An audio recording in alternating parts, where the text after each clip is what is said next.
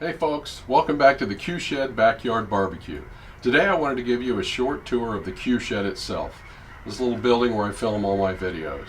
I wanted to tell you about the story behind it and a little bit about the way I use it. First though, please take time to like and subscribe to the channel and also hit that little bell for notifications about future videos. Let's get started.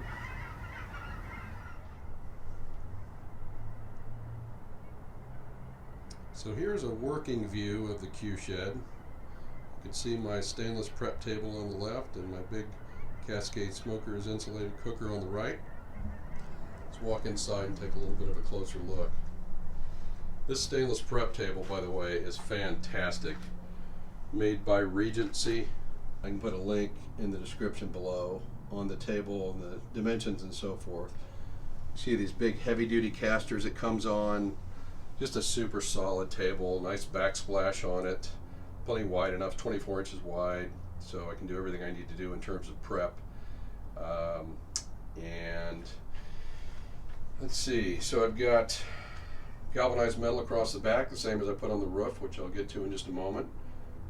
Did that for a little extra heat protection and also just for looks.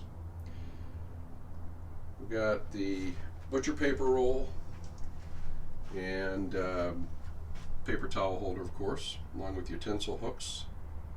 Those all come in very handy. I cover the stainless steel table with butcher paper before every cook, and of course also use the butcher paper to wrap brisket and so forth. Storage is really important.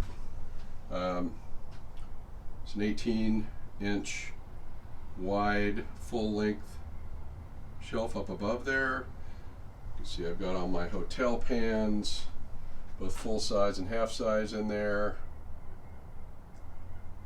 Keep my aluminum foil brining container there. Little cover that I use for my butcher paper holder, and some of the shallow steam pans which come in really handy. A charcoal rake and my Killer Hogs spritz bottle, which is awesome. Everyone should have one.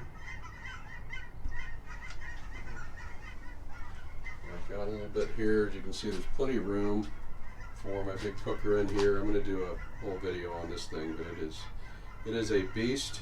It is awesome, and I absolutely love it. Look forward to doing a lot of cooks on it and talking a lot more about it in greater detail.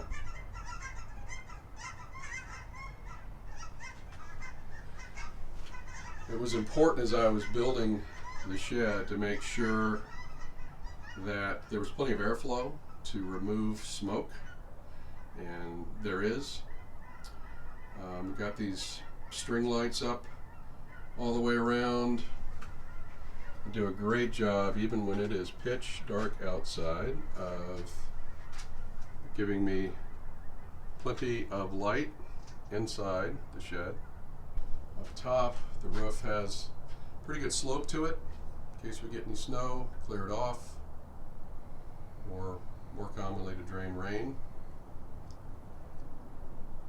The doors are interesting. I thought a lot about these gates slash doors, but found what I think is the best way to hang them in terms of the hinges. And I ordered these braces on Amazon. I can put the link to those as well, but they worked out perfectly for what I wanted to do and allow me to adjust for sag. As we all know, gates will inevitably sag to some degree. Okay. And these gates have a stainless latch here on the back side to keep them open if I choose to during high winds, which we can tend to get from time to time here in the Pacific Northwest. Both sides can also latch closed, obviously, which is how I keep them when I'm not cooking. And I wanted to leave the middle open so that, again, I get plenty of airflow coming through, and Even with about a third of the front being open, it still does what I want it to do in terms of keeping the weather off of both my cooker and my prep table.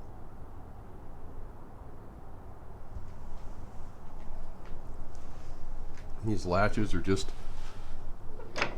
pretty simple gate latches.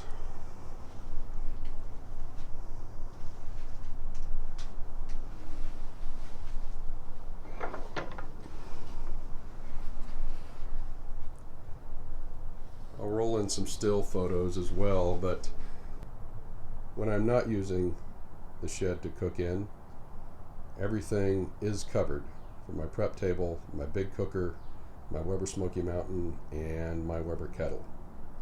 So it's important in the weather we have out here in the Northwest to keep everything well protected, or it won't be in good shape for very long. Another interesting note about the Q Shed is that it is on wheels. You can see the casters that I mounted at the bottom of each of the 4x4 posts. And it's not the kind of thing you'd want to move very often for fear of loosening up the joints. But with the casters, I can move it away from the wall far enough to power wash the concrete, which is something, as you can tell, I very much need to do. So the basic dimensions are 9 feet long by 6 feet wide. And there's really not a lot different I would do if I had to rebuild it again. One other thing that I wanted to show you is this big double laundry sink, and it comes in super handy. Primarily because I actually have hot water at this hose bib. One of the smartest things we did when we built this house over 20 years ago was bring hot water there. We thought we would use it to wash the dog and so forth, and we do. But it also comes in awfully handy to wash all of the big pans and cutting boards and utensils that I use to cook barbecue. They won't fit inside, for the most part, in the sink in the kitchen, and it's kind of nice to keep all the mess out here, especially in the summer. So I just thought you might find that interesting. So that's the Q Shed in a nutshell. I mentioned in the beginning that I'd tell you a little bit about the origins of it. When I got this big cooker, I brought it home for the first time. My wife wasn't home. I called a buddy and had him come help me move it onto the back patio, which is where I thought it was going to be housed. I was excited, brand new cooker, just got it home. Thought my wife would be as well. She had a little different take on it. First thing she said is that thing is not staying back here. I dug my heels in for a minute or a day or so and realized two things. One, that I wasn't going to get my way. And two, that she was probably right. It probably shouldn't stay back there. It's too big. It's huge, as you can tell, and it's heavy. So we started to look for options. And we were going to pour a big concrete pad on the side of the house. That ended up being more money than I wanted to spend.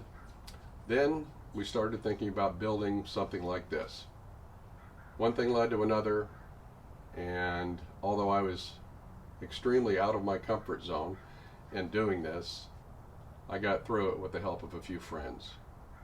So I'd like to thank those guys, and I'd like to thank my wife for forcing me to do this, because I really do love it. It comes in handy and does everything I need it to do. Thanks again for joining us here in the Q Shed. Take care.